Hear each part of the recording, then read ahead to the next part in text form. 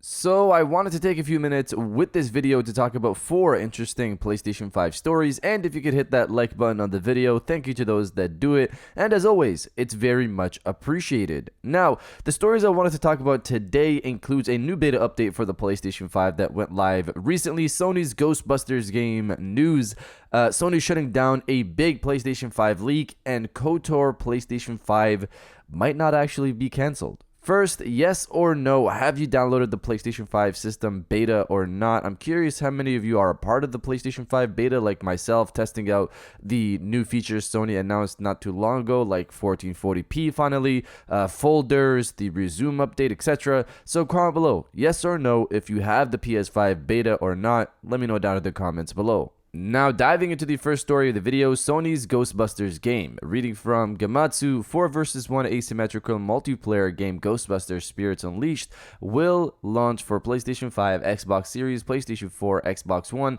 and PC via Epic Game Store. On October 18th, developer Ilphonic announced. Pre-orders are available now at retailers, and digital pre-orders will open on August 18th, so they're live now for digital pre-orders. The digital pre-orders will include advanced access to Slimer, a custom particle thrower, and proton pack, and special clothing colorways. So for me personally, I don't understand the hype with asymmetrical games. They pop out left and right, but here you have Ghostbusters that could be something people enjoy more so than the rest. I personally would have liked a co-op campaign Ghostbusters game to play through with friends in addition to this asymmetrical multiplayer to make it worth it for me, but you know, that's just myself. Other people could have different thoughts on this because people are clearly buying these games and clearly enjoying them. Now, diving into the second story of the video, PlayStation 5 exclusive not cancelled. So not too long ago, a story went out in regards to the KOTOR remake being made by Aspyr Games being put on hold. Sony showcased the game for the first time back in 2021 at the PlayStation Showcase. It was just a simple CGI trailer, but a lot of people were excited for it if you go back and see the reactions to that reveal. The story that went out not too long ago was from Bloomberg, and the report focused on the game's development not going well. Apparently, the studio created a demo and showcased it to Lucasfilm and Sony, and after that, the studio's game art director and design director were both fired. According to Bloomberg, the game was in development for 3 years already and was targeting a late 2022 release date, but now a more realistic release date, according to the development team, is 2025. The story today is that Embracer, the parent company, has supposedly moved the development of the game from Aspyr to Saber Interactive. In the Bloomberg article, it stated that Saber Interactive was helping Aspyr with the development of the game, so they're not coming in fresh. They've been working on this alongside Aspyr Games. People have come to this conclusion that this change happened because Embracer recently said this. One of the group's AAA projects has transitioned to another studio within the group. This was done to ensure the quality bar is where we need it to be for the title. We are not expecting any material delays for the title based on this transition. So I'm not sure what they mean by no delays, because does that mean they still expect this thing to launch later this year or at the latest next year? We'll have to wait and see on that. I wouldn't bet this game is still coming out this year, and I wouldn't be surprised if it gets delayed out of next year if that's what they're targeting. If there is positive news for the game, I would assume Sony would mention it at the upcoming showcase next month.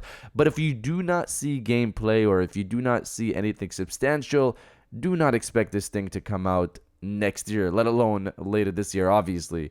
But even next year is going to be a long shot if we do not see gameplay for this title this year. And it's crazy that it's been in development for 3 years and we haven't seen anything besides a CGI trailer. But you guys let me know if you were excited for the KOTOR remake or not. Let me know down in the comments below. Now, diving into the third story of the video, Sony shuts down a big PlayStation 5 leak. So recently we got teases from the people over at Arrowhead Games about their upcoming title, which many guessed is Helldivers 2.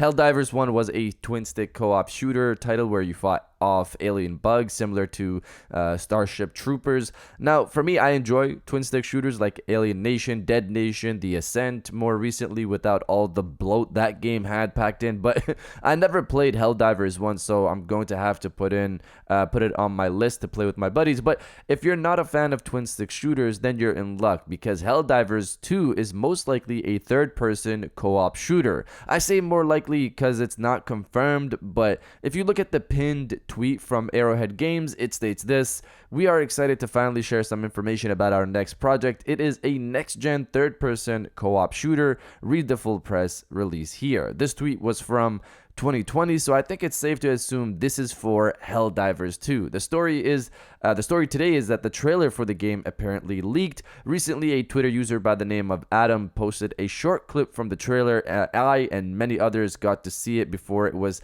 quickly taken down by Sony. It doesn't say who the copyright owners are, but you can guess this is Sony here. The fact that they took it down also confirms its legitimacy, because there were some people thinking it could be fake. The gaming community has been hurt so many times that they have to think things are fake to protect themselves from possible disappointment, and I get it. I don't blame you. But Helldivers 2 is definitely real. If it's on the Nvidia leak, it's pretty much just a matter of time before the game gets officially revealed. Speaking of that, considering the trailer partly leaked, this is a good indication Sony has something planned soonish, which again is probably the showcase in September. Regardless, it looks like Helldivers 2 will be a PlayStation 5 PC online co-op shooter, which could also be one of Sony's 2 service titles set to release before end of March 2023. The other one could very well be Factions 2. I hope, at least. Now, diving into the final story of the video, PS5 Beta Update 3.0. So recently, Sony launched the latest update in the beta process titled Beta 3.0. Now, I just want to talk about some of the things from this beta overall that I didn't talk about earlier because I was waiting for beta updates to hopefully fix some things. So first up, the quicker resume feature. So in the PlayStation blog, Sony revealed that players will now be able to resume the last thing they did in a game without going to a card and selecting it themselves, which was a great step in my opinion to a potential full-on quick resume feature. However, the thing about this feature is that there is a delay sometimes from when you are on a game to when the resume activity option actually pops up. I noticed this the first time I downloaded the beta, but didn't say anything, thinking they'll improve it with future beta updates. Well, now we have another beta update, but it still has the same issues. The resume isn't always quick to pop up, that I might as well just go to the card and resume there myself.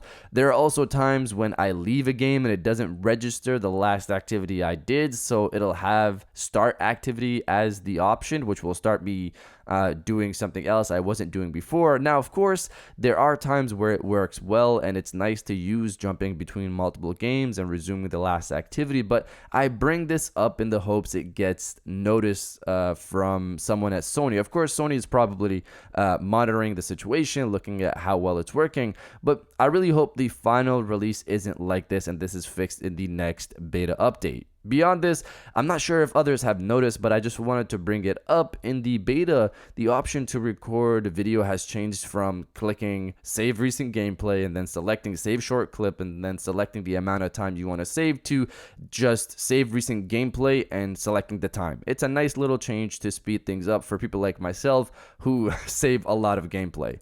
And the final thing I wanted to talk about was the folders setup. I don't know why I had hoped they bring it to the main UI, but nope. With the latest beta update, it's still just in the collections menu, which again is nice to have regardless, but it would be even nicer on the main UI. Hopefully that comes sometime in the future, but you guys let me know if you've noticed anything in beta update 3.0 or not. Let me know down in the comments below. And if you guys did enjoy this video, please hit that like button, as it always helps, and subscribe if you're new. I got new videos every Monday, Wednesday, and Friday, and now I'll check you guys out on the next one. And welcome back to the after show. This is the part of the video where we have a little fun down in the comments below. If you're old, welcome back. If you're new, welcome. For today's thing, what I want you guys to do is the body, obliterate, destroy, and overall harass the comment section with "It's time for the weekend." The weekend is here. I'm excited.